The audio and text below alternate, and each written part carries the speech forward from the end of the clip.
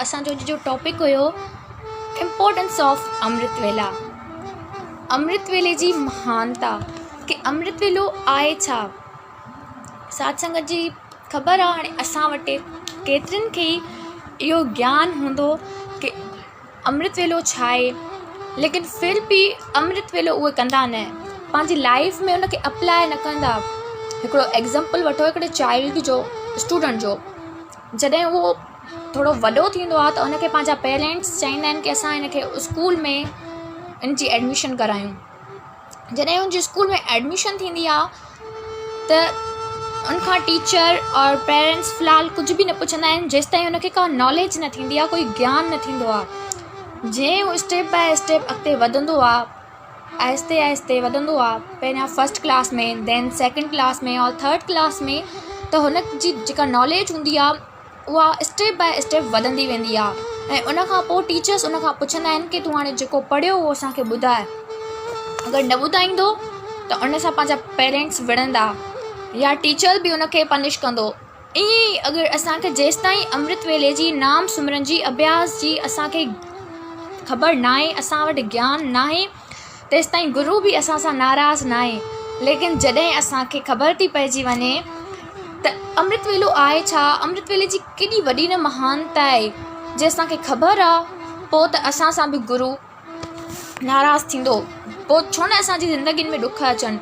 जे असां अमृतवेलो संभालियोसीं न, अमृतवेले खे कॾहिं बि न छॾियोसीं, अमृतवेले जो चांस कॾहिं बि न गवायोसीं, त गुरू नानक पातशाह असांखे कॾहिं बि न छॾींदो। जे असां अमृतवेलो पकड़े रखियोसीं, अमृतवेलो संभालींदा रहियासीं, त गुरू नानक पातशाह असांजी बांह कॾहिं न छॾींदो।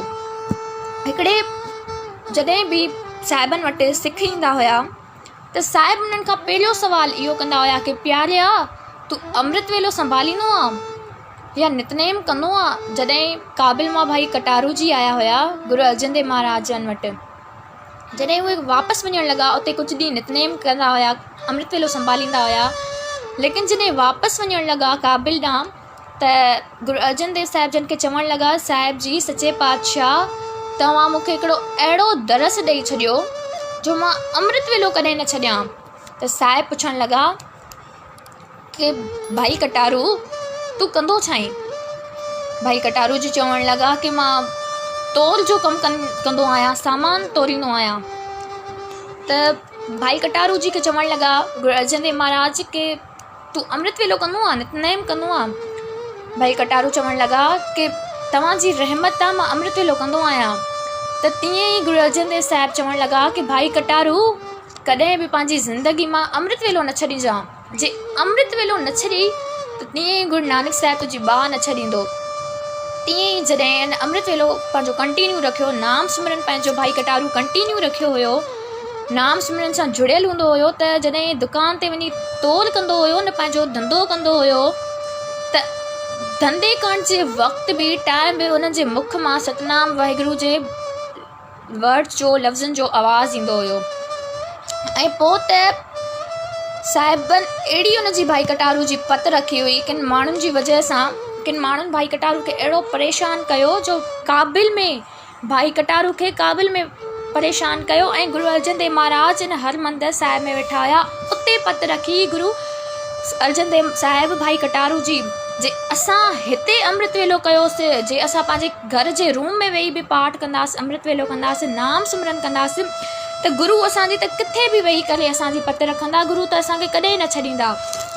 जॾहिं हिकु पखी जी, हिकु बर्ड जी पुकार सुनी कंप्लीट थिए थी, पूरी थिए थी, त असां त उनखां पखी खां वधीक आहियूं। बबीहा अमृत वेले बोलिया तादर सुणी पुकार। जॾहिं हिकु बबीहो अमृत वेले बोलींदो आहे न, त उहो करतार, उहो अकाल पुरख उनजी मुराद ज़रूरु पूरी कंदो आहे, उनजी विश ज़रूरु पूरी कंदो आहे।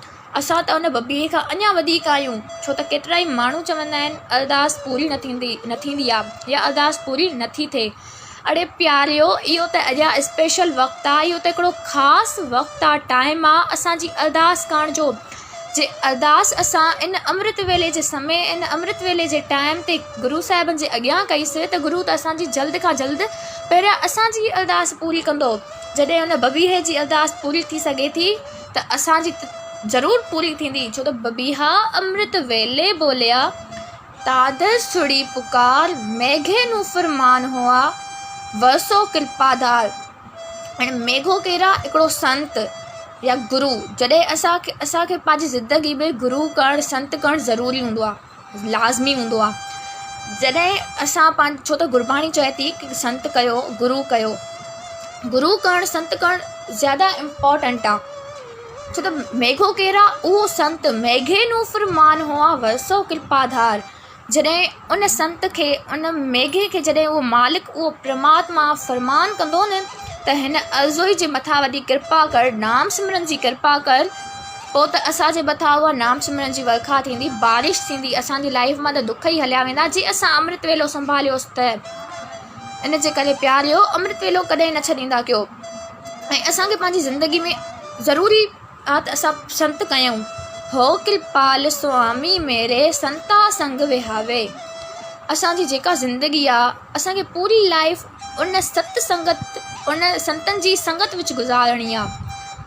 आस प्यासी चितवो दिन रही हे कोई संत मिलावे नेरा।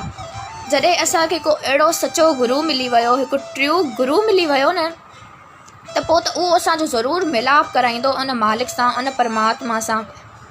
ऐं ख़बर आहे इहो सम्झिजो, छो त अॼुकल्ह केतिरा ई ढोंगी बाबा थी पिया आहिनि हिन दुनिया में, हिन जग में, त केतिरा ई माण्हू वाइट एंड ऑरेंज कलर जा कपिड़ा पाए करे पाण खे गुरु सॾाइनि था, पाण खे संत साधु सॾाइनि था।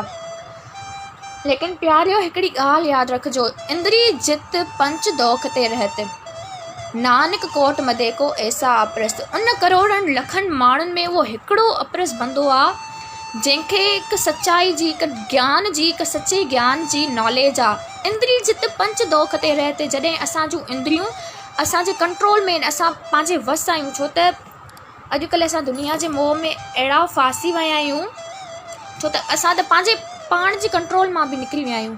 जॾहिं असांजो पंहिंजो पाण ते कंट्रोल रहियो न, पोइ त असां सभिनी खे पहचाने वेंदासीं, हिकु ट्रू संत खे बि सुञाणे वेंदासीं कि हे ट्रू संत आहे या न, असली संत आहे या नकली संत आहे। सो उहो बि असां ते ई डिपेंड आहे। जे असां अमृत वेलो कयोसीं त उहा बि असांखे ज्ञान थी वेंदो। असां हिकु सचे संत ऐं हिकु नकली संत खे सुञाणण में असांखां देरि न थींदी, असांखां का भुल चुक न थींदी। छो त जॾहिं कुझु टाइम में, हाणे जेका गुरबाणी आहे इहा हिकु वॾो समंदरु आहे, इन जी का लिमिट न आहे। छो त असां जेतिरी गहराई सां, जेतिरी डीप सां असां हिन में गोता लॻाईंदासीं न, हेठि वेंदासीं जेतिरी गहराई सां ई, त ओतिरो ज़्यादा इम्पोर्टेंट, ओतिरो ज़्यादा असां क़ीमती पत्थर कढंदासीं। कंहिं टाइम में सिखनि पुछो हुयो गुरु गोबिंद सिंह महाराजनि खां कि सचे पातशाह तव्हां गुरु ग्रंथ साहिब जन जी जेका बाणी आहे इन जो अर्थ करे वञो, जो ईअं न थिए जो अॻिते हली करे माण्हू इन जो अनर्थ कनि। कि साहिब चवणु लॻा, साहिब गुरु गोबिंद सिंह महाराज चवणु लॻा सिखनि खे कि जे असां अर्थ कयोसीं साहिबनि जी बाणी जो, जे असां अर्थ कयोसीं न त उते हिकु लाइन थी वेंदी, हिकु लकीर थी वेंदी, त इन लाइन जो, हिन पंक्ति जो इहो ई अर्थ आहे। लेकिन ईअं न आहे। बाबा नंद सिंह जी चवंदा आहिनि हिकिड़ी बि पंक्ति जा न केतिरा ई अर्थ आहिनि। बाबा नंद सिंह जी त हिकु हिकु पंक्ति जा केतिरा ई प्यारा प्यारा अर्थ कंदा आहिनि। हाणे इहा केॾी सुहिणी पंक्ति आहे, केॾी प्यारी पंक्ति आहे। बबीहा अमृत वेले बोलिया तादर सुणी पुकार, केॾी प्यारी पंक्ति आहे। ऐं जॾहिं उन बबीहे जी पुकार सुनी वञे थी न त असांजी त ज़्यादा सुनी वेंदी। सो प्यारियो, इहा पंहिंजे मन में ॻाल्हि चेते रखे छॾियो कि अमृत वेलो न आहे छॾिणो। हाणे केतिरा ई माण्हू हूंदा आहिनि अमृत वेले चवंदा आहिनि कि असांखां नथो जाॻियो वञे, असां अमृत वेले जाॻी नथा सघूं। ऐं वाक़ई अमृत वेलो जो हिकु अहिड़ो समूह आहे जेके हॉस्पिटल में पेशेंट्स हूंदा आहिनि न, केतिरी बि क्रिटिकल कंडीशन में छो न हुजनि, पोइ बि उहे इन अमृत वेले जे समय सुम्ही पवंदा आहिनि, उन्हनि खे निंड अची वेंदी आहे। छो त अमृत वेले जे समय उहो ई जाॻी सघंदो आहे जेको वॾो लकी हुजे। मां त ईअं ई चवां कि अमृत वेले जे समय, अमृत वेले जी दात उन बंदे खे मिलंदी आहे जेको वॾो लकी आहे, जिते गुरु नानक साहिब जी मेहर आहे। सो प्यारियो, उन हॉस्पिटल में बि उहे पेशेंट्स उन टाइम अमृत वेले जे समय ते सुम्ही वेंदा आहिनि, उन्हनि खे निंड अची वेंदी आहे, भले उहे सॼो ॾींहुं जाॻंदा आहिनि पिया, तड़पंदा आहिनि पिया, लेकिन अमृत वेले जे समय उन्हनि खे बि निंड अची वेंदी आहे। अमृत वेले जे समय बसि सिर्फ़ु उहो हिकिड़ो ई बंदो जाॻी सघंदो आहे जेको नाम जपींदड़ आहे, जंहिंखे उहा प्यास आहे कि मूंखे गुरू पाइणो आहे, मूंखे गुरू पाइणो आहे। जंहिंखे गुरू पाइणो आहे न, पोइ त इहो बि न सोचींदो त गर्मी आहे, सर्दी आहे, राति आहे, ॾींहुं आहे, बसि नाम जपणो आहे, गुरू सां वेहणो आहे, गुरू जो नाम सिमरन अभ्यास करिणो आहे, अमृत वेलो करिणो आहे। पोइ कहिड़ी बि कंडीशन हुजे, नाम सिमरन कॾहिं बि न छॾींदो।